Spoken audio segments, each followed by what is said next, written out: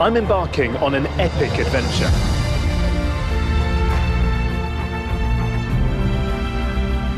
From spectacular natural landscapes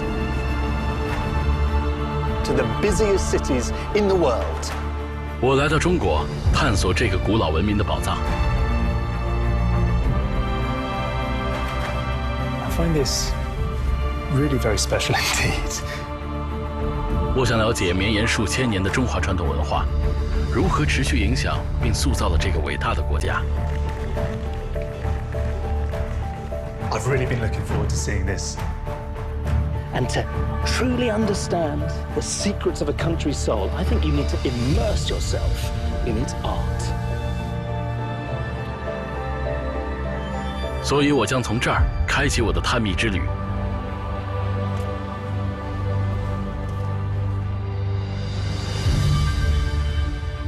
这趟旅程，我会从中国的首都北京开始。一位当代书法老师给我上了一节书法课。我观察到，几百年来，备受尊敬的艺术家们总是不断尝试另辟蹊径，以寻求突破。在中国，书写能成为自我表达的终极形式吗？我想要通过书法艺术来了解中国的特点。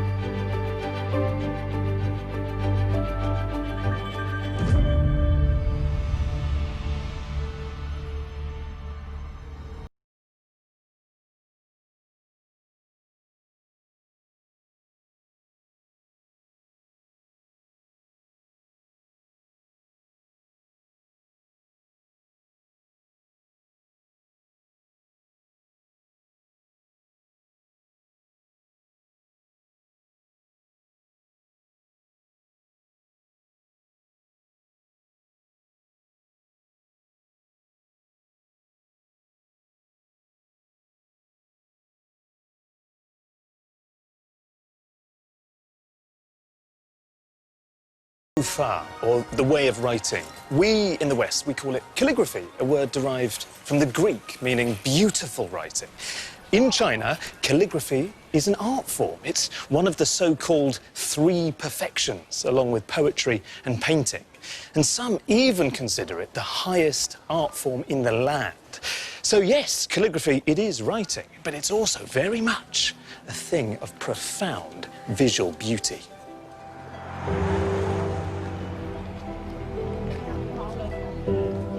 荣宝斋是一家专营书法用品的名店，它的历史可以追溯至17世纪。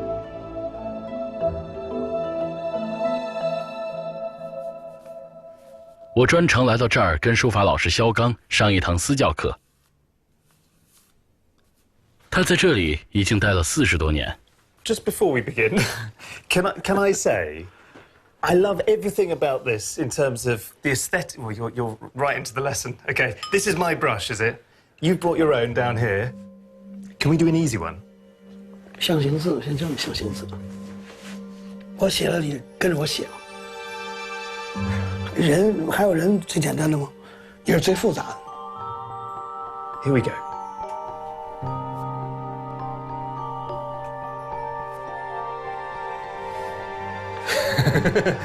You're actually laughing. Oh dear. 那像你这个是这个人字，你现在不用管它的笔画呢，你把它形找到就行了。我告诉你，一步一步写，然后你要用功的话，半年你就可以成为书法家了。We got half an hour. 当然。Okay. Thank you, Master. Okay, so this is Okay, ready? Oh, I did a flick. Yeah, just naturally. Hang on. 用笔太快了。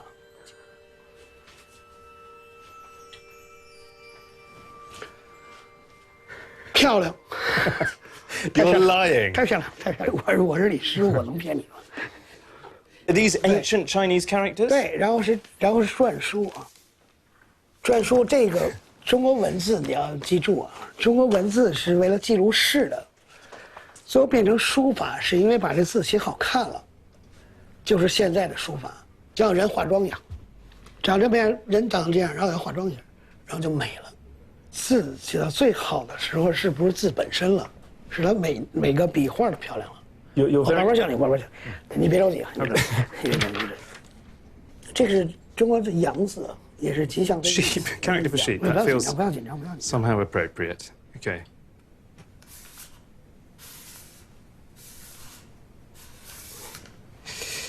好，继续继续。 Yeah, I will. I will. Hang on. There. And then these two little.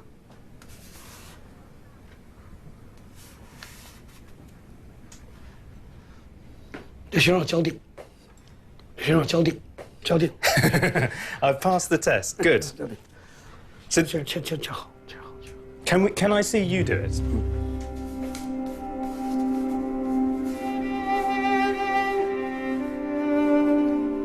我感觉肖先生对于这种艺术形式的理解，是字本身的含义已经被弱化了，而更重要的是通过运笔、即兴挥洒和笔触的节奏，所达到一种自我表达的目的。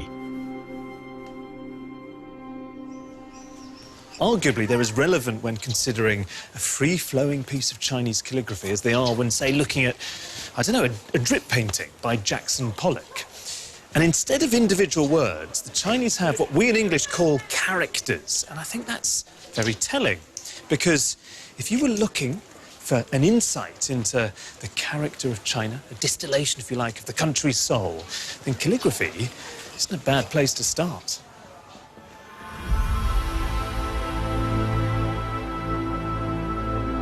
从北京往东北方向飞行，我来到了辽宁省的省会沈阳。辽宁省博物馆收藏着一批独特的古代碑志，以及中国末代皇帝溥仪曾经收藏的历代书法真迹。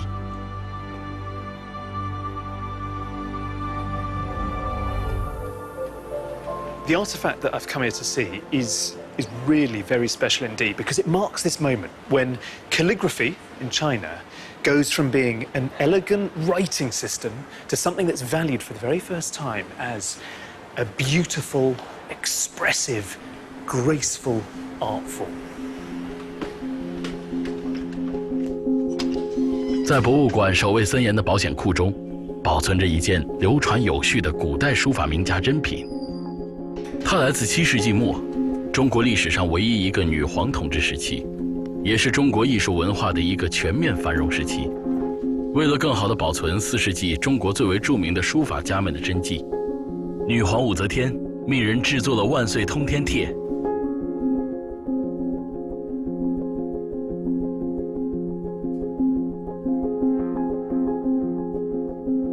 极少人能够近距离地欣赏这件有着1300余年历史的唐摹本，因为哪怕是呼吸，都可能对它造成不可逆的损坏。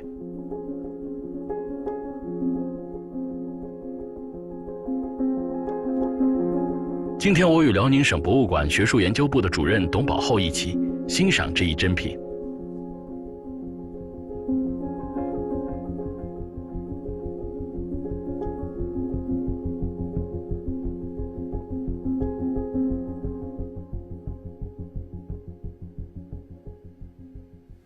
As I understand it, what we're looking at here is something tremendously exciting. I think this dates from the late 7th century. And yet, some of these pieces feel like those brushstrokes could have been deployed, you know, a matter of weeks ago, days ago even. I wonder if you could just explain where the so-called sage of calligraphy, Wang Siju, where his work is within this artifact. 这件作品呢，它一共有7个人写的10封信。前2封信是王羲之的作品。王羲之在《一幕帖》中说到，这个消息让我心情十分的悲痛，乃至于摧残。But it seems like there's a subtle difference between the characters used in the letter mourning the passing of his aunt and in the one in which he's greeting his friend, because these ones feel slightly larger, there's slightly more space around them, and if you like, there's perhaps a slightly more sense of spontaneous energy to the way that the brushstrokes have been put down, the way he's using the brush. How do you describe the difference between these two? 这种痛字或者是这种构字，他写得很缓慢，可能正是在释放自己对姨母去世这种悲哀心情的这种倾泻。第二幅中我们会看到很多字迹是连在一起的，比如说您看，而且它在用笔上更为流畅，呈现了与早年不同的风貌。王羲之，他在中国被称为书圣，他超脱了他那个时代，在用笔上都有了很多独特的创新，开创了一个新的书法审美的标准。这个标准一直到今天，我们也在奉行。The fact that this has become a standard that's still in use today is quite extraordinary. But also this idea that he's introducing this new aesthetic understanding into calligraphy. This is the birth of calligraphy as an art form, rather than merely text as a vehicle for conveying meaning. 书法的美不仅仅在于每一个笔画都写得漂亮，还有字里行间的流动感，对字句空间的微妙处理等等，这些也同样影响整幅作品的美感。而这个唐摹本万岁通天帖让我惊叹的地方，正是女皇武则天没有选择制作宫廷官方文件或者文学作品的书法摹本，而是选择摹他一些普通的私人信件。她看重的不是王羲之书法的内容，而是这种艺术形式。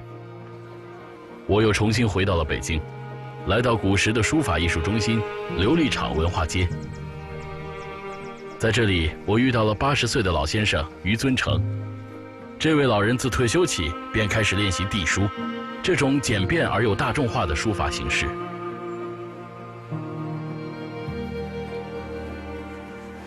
The one thing that's quite noticeable is that, your first line there, it's sort of disappearing. Yeah, that's good. Is it? Yeah, then I'll write again. Are you using a particular script here? We call it 楷书, means very neat. Regular. I'm a person who like everything very neat, very regular. Ordered. Ordered, yeah.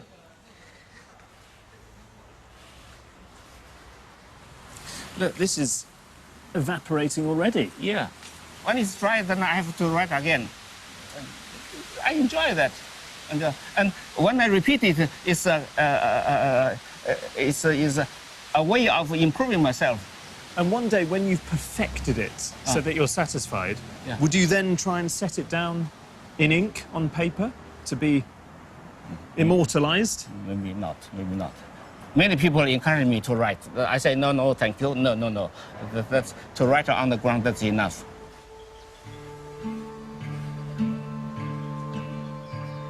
Frankly, if I lived to be 1,000, I don't think I'd ever master Chinese calligraphy. It's so supple and graceful, with all of this rich potential for nuance and subtlety and expressive power and poetry.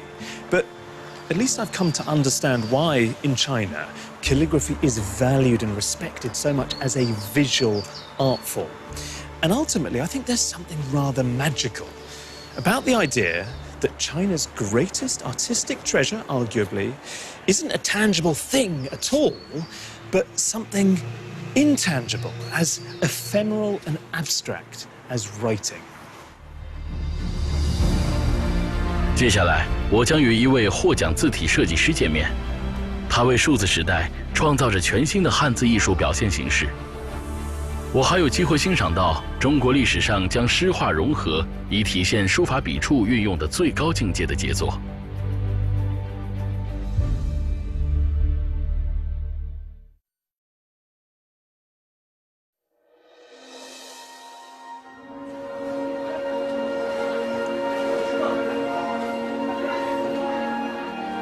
我正在通过书法的艺术来了解中国的特色。我在中国的首都北京，在全亚洲最大的古董集市之一闲逛，试图在这些二手的字帖里寻找灵感。In our digital era of emoji rather than old-fashioned brush and ink, I'm really curious to find out about its prospects for survival in the 21st century.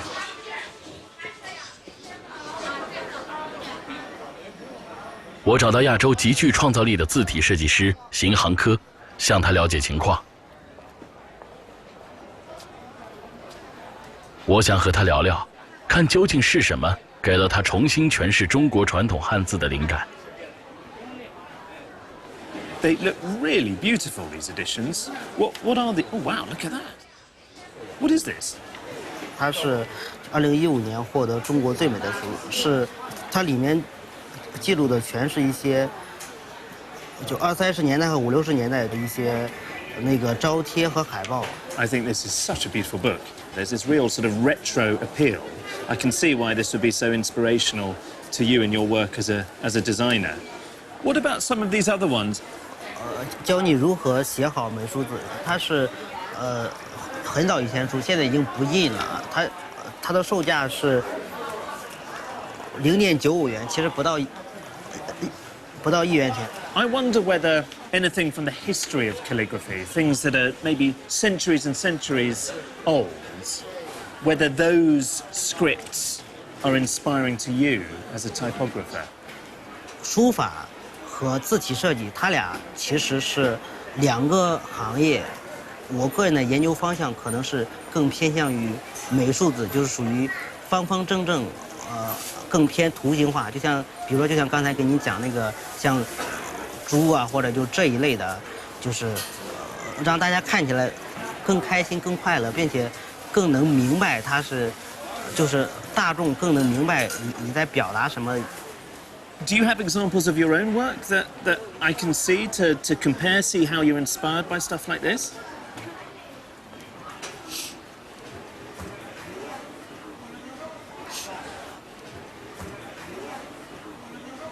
These are great. Okay, dust. I love it. Immediately, I can see some sort of lineage from this, created, what, we're talking 2,200 odd years ago. They're full of, sounds a bit trite to say full of character, but that's what they are. How much do you feel then that this great tradition of calligraphy in China is under threat today? 受威胁肯定是存在的，但是消失不会消失。现在中国对外开放，然后世界也都在关注中国。首先大家想到中国，可能就想到什么书法、长城、故宫这些地方。行行科的创意作品打破了当代字体的局限性，但我还想去看看古代的作品。一位距今将近700年，试图突破艺术常规的著名艺术家的杰作。那幅作品创作于元代，当时忽必烈定都北京。这里是紫禁城，在20世纪初辛亥革命建立中华民国之前，曾有近5个世纪，这里都是中国王朝政府的神秘中心。如今这里成了故宫博物院，游人如织。But some of the 9,999 rooms supposedly within the ramparts of the Forbidden City are still off limits.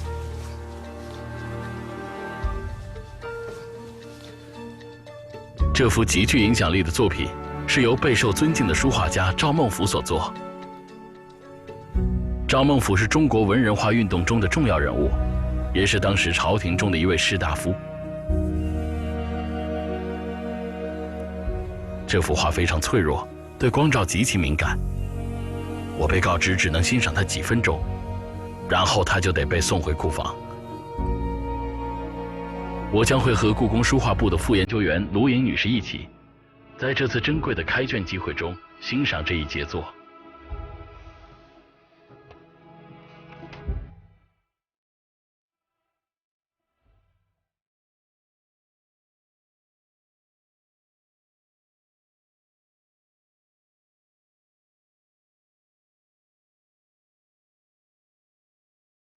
I have that almost excitement looking at this because it's so fragile and so old, and there's been all of this build-up, and it's so special now to actually have it here. And it's really just a wonderful work of art. I mean, it's very simple.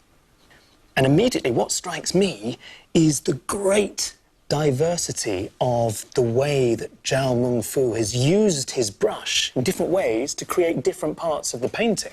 I mean, in places, it's clear the brush is very dry and he's dragging it. In other places, it's loaded with ink and it becomes much denser. He manages to evoke all of these different textures of the natural world. 中国那个绘画的那个核心灵魂就是一个笔墨，然后我们中国人常说墨分5色。用墨的浓淡干湿来表现一幅画的层次感。it slightly feels as well that there's a soft sadness to the painting because it's very, very bare. 文人画主要是想表现出一种作者的那种比较可以说比较，他注重一些笔墨的表达和内心情感的出发，注重可能作品中有一些那种多了一些书法的趣味，还多了一些文学的色彩。Are you suggesting that for Zhao Mengfu, he's thinking that painting a landscape, painting calligraphy, they're things which aren't separate but somehow enmeshed? 对，这幅画最重要的、最特别的地方，就是因为它提出了书画同力同源的这样一种观点，而且并且把这种实践的观点运用到画当中。竹叶它主要是用提、挑、顿这样一种楷书的笔法来表现那个竹叶的一个俏丽。可以说，赵孟頫在整幅画中运用了不同的笔法来表现石头，来表现树和表现那个竹子。I'm so glad that I could see this with you guiding me through it because, you know, before I would have assumed there's the landscape part, that's the painting, here's the calligraphy, here's the text, and no, they're completely enmeshed, and that's something that's just very distinctive to the literati, to this Chinese moment of art history, and I wouldn't have really known that.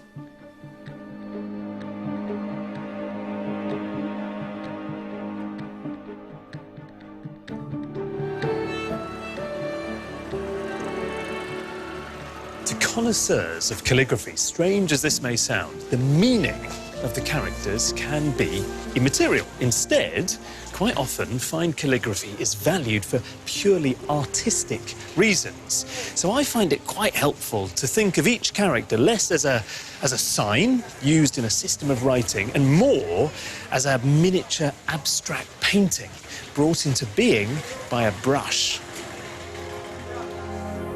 下一集，我将前往中国的古都西安，它曾是丝绸之路的起点，当时的世界大都市。在那里，我将探索这个国家与外界的关系，探索中国历史上的一个黄金时代——唐代的秘密。